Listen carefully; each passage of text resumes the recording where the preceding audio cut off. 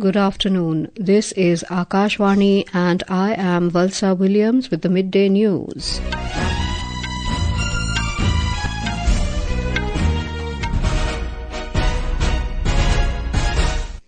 The headlines. Prime Minister Narendra Modi embarks on a two-day visit to Kuwait, says India deeply values historical connections with the country. Home Minister Amit Shah chairs 72nd plenary meeting of North-East Council at Agartala in Tripura. GST Council meeting underway at Jaisalmer in Rajasthan. Union Finance Minister Nirmala Sitharaman is chairing the meeting. Death toll in Jaipur gas tanker accident rises to 14. India signs $350 million loan agreement with Asian Development Bank to expand manufacturing sector in the country. World Meditation Day being observed for the first time today to address global challenges of stress and violence. And IMD forecasts severe cold wave conditions over Jammu and Kashmir and Himachal Pradesh for the next 5 days.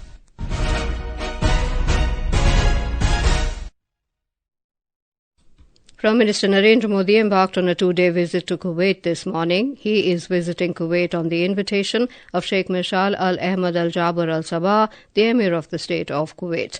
This is the first visit of an Indian Prime Minister to Kuwait in 43 years.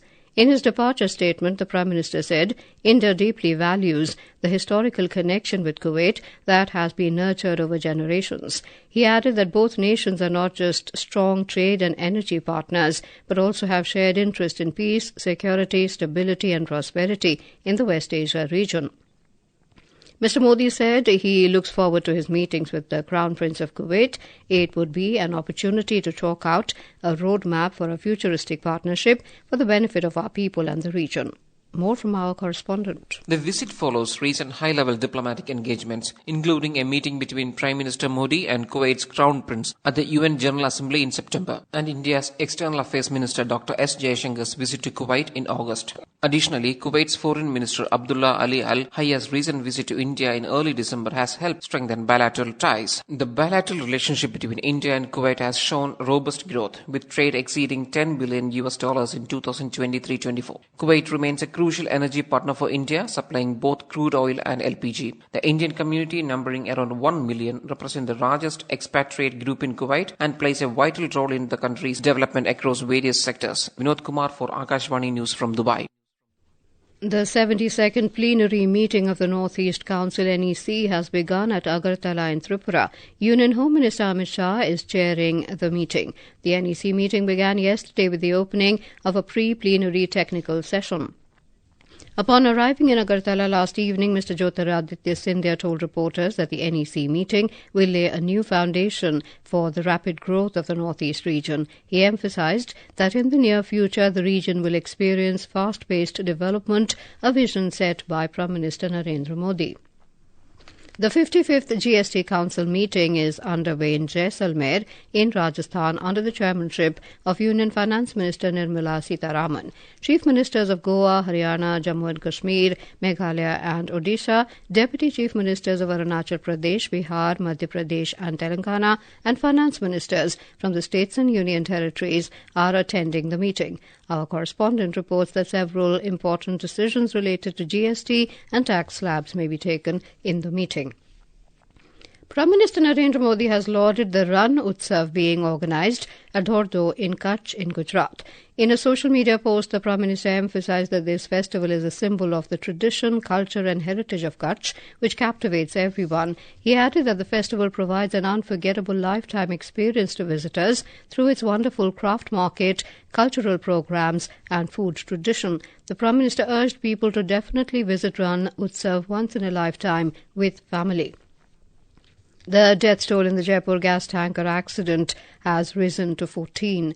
27 injured persons are being treated at the SMS hospital, some in a critical condition. Superintendent of the hospital, Dr. Sushil Bhati, said 6 injured are currently on ventilators.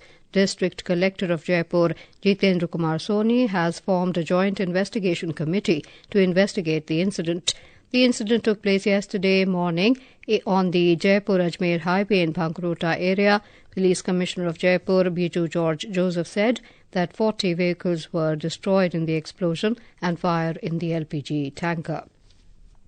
Union Minister for Environment, Forest and Climate Change, Bhupendra Yadav, today released the India State of Forest Report 2023 in Dehradun, Uttarakhand. Published biennially by the Forest Survey of India, the report offers a comprehensive assessment of the nation's forest and tree resources. It covers critical topics such as forest cover, tree cover, carbon stock, forest fire incidents, and agroforestry. According to the report, India's total forest and tree cover spans 827,357 square kilometres, accounting for 25.17% of the country's geographical area. Additionally, the total forest cover has increased by 1,445 square kilometres compared to the 2021 assessment. The Centre and the Asian Development Bank ADB has signed a $350 million policy-based loan agreement. This loan is part of the second sub-program of the Strengthening Multimodal and Integrated Logistics Ecosystem SMILE program. The program includes 2 sub-programs aimed at boosting manufacturing and improving supply chain resilience. The Commerce and Industry Ministry, in a statement, said development of India's logistics sector is vital to enhancing the competitiveness of its manufacturing sector. The ministry also stated that the collaboration between India and ADB reflects a shared commitment to fostering growth and innovation in the logistics sector, supporting India's broader economic development goals. The first ever World Meditation Day is being observed today, marking a global initiative to promote well-being, peace and mindfulness across nations. The theme of the event was Meditation for Global Peace and Harmony. Indian missions across the globe celebrated the inaugural World Meditation Day, emphasizing the transformative power of meditation for mental and physical well-being. At the United Nations, India hosted the Meditation for Global Peace and Harmony at the UN Trusteeship Council. India's permanent representative to the UN, P. Harish, highlighted the ancient Indian practice of dhyan or meditation, describing it as a tool for achieving inner calm and harmony. India's leadership in overall human well-being stems from our civilizational dictum of Vasudhaiva Kutumbakam, or the whole world is one family. The UN General Assembly also acknowledged the close link between yoga and meditation as complementary approaches to health and well-being. The International Day of Yoga, which falls on the 21st of June, marks the summer solstice, and in the Indian tradition is the beginning of Dakshinayana, an auspicious time for the practice of yoga. Prime Minister Narendra Modi today called the citizens of the country to make meditation a part of their daily lives. In a social media post, Mr. Modi said meditation is a powerful way to bring peace and harmony to one's life as well as our society and planet. He also added that in the age of technology, apps and guided videos can be valuable tools to help incorporate meditation into our routines. This is Akashvani giving you the news. For quick news updates around the clock, follow us on our X handle at AIR News Alerts. And for details of stories and more, log on to our website www.newsonair.gov.in and download news on AIR app. Welcome back to the Midday News.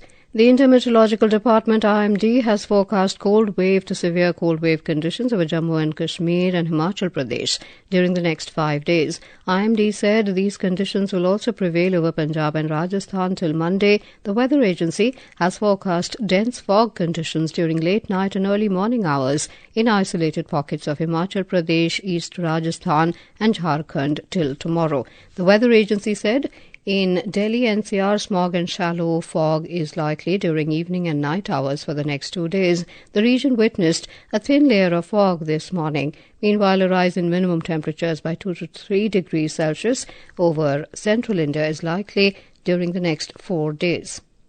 In Jammu-Kashmir, the harshest 40-day winter period at Jaisalmer has started with intense dry, bone-chilling temperature last night in almost all areas of the Kashmir Valley. Overall, Kashmir is experiencing dry weather amid continuous drop in night temperature that remains below freezing point. In the Jammu region, the plains experienced comparatively milder temperatures. Our Srinagar correspondent has filed this report. Kashmir has entered the first night of Chalai-Kalan, the harshest 40-day winter period, with temperatures dropping to record lows across the valley. The piercing cold gripped the region, freezing several water bodies and forcing residents to heat water lines to defreeze taps. Srinagar recorded a bone-chilling minus 8.5 degrees Celsius, which is the coldest night of the season. Director of the Meteorological Department, Dr. Mukhtar Ahmed, told Akashvani News that there will be harsher weather ahead, with the cold wave expected to intensify further in the coming days. Tariq Rathar, Akashvani News, Srinagar. In Himachal Pradesh, the lower areas are experiencing cold wave with mist and fog. More from our correspondent. Dry weather continues in Himachal Pradesh due to the fall in minimum temperature in the lower districts of the state and fog in the morning and evening. At some places, a severe cold wave is hitting hard. The minimum temperature in some areas of the state dipped around zero. Moreover, due to dense fog, particularly in the morning, flights could not be operated from Bhuntar Airport of Kullu for the last 3 days. The Meteorological Center Shimla has issued a warning of severe cold waves in 7 districts of the state for the next 3-4 days, while an alert of dense fog has been issued in some areas of Mandi and Bilaspur district. Rajkumari Chandel, Shimla.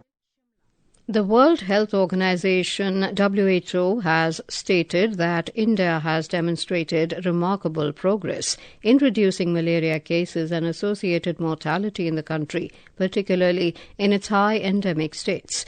This was highlighted in the WHO's World Malaria Report 2024. The stakeholders gathered at a meeting in the UK Parliament complex and praised the contributions of India's community health workers, mostly women, who are effectively reducing malaria in remote areas. According to the report, the number of estimated malaria cases in India nationwide has reduced from 6.4 million in 2017 to 2 million cases in 2023, which is a remarkable 69% decrease. Similarly, the estimated malaria deaths decreased from 11,100 to 3,500 during the same period, which is a 68% decrease. Canadian Prime Minister Justin Trudeau reshuffled his cabinet, inducting 8 new ministers, bringing the number of Indo-Canadians in the cabinet to 4. Ruby Sahota, an Indo-Canadian MP from Brampton North, will oversee the Democratic Institutions portfolio, while another Indo-Canadian, Anita Anand, currently the Minister of Transport, has been given additional charge of internal trade. The reshuffle follows the resignation of several ministers, including Deputy Prime Minister Chrystia Freeland and Housing Minister Sean Fraser. Freeland cited disagreements with Trudeau in her resignation. France has commenced the withdrawal of its military forces from Chad following the Central African nation's decision to end its defence cooperation agreement with France 2 weeks ago. The Chadian Defence Ministry announced that the withdrawal of the French troops has started following the earlier removal of French fighter jets. French troops and aircraft have been stationed in Chad since its independence in 1960, supporting the training of Chadian forces. However, the recent disagreement between the two countries prompted France to begin its pullout. Former Managing Director of the International Monetary Fund, IMF, in Spain's former Deputy Prime Minister Rodrigo Rato was sentenced to 4 years and 9 months in prison by the Madrid Provincial Court. The 75-year-old was found guilty of tax fraud, money laundering and corruption. In squash, India's Veer Chotwani will take on Amishan Raj Chandran of Malaysia in the men's singles semi-finals of the Western India Slam in Mumbai this evening. Veer, seeded 6th, defeated Yasin Shodhi of Egypt in the quarterfinal yesterday. And now, before we end the bulletin, the headlines once again.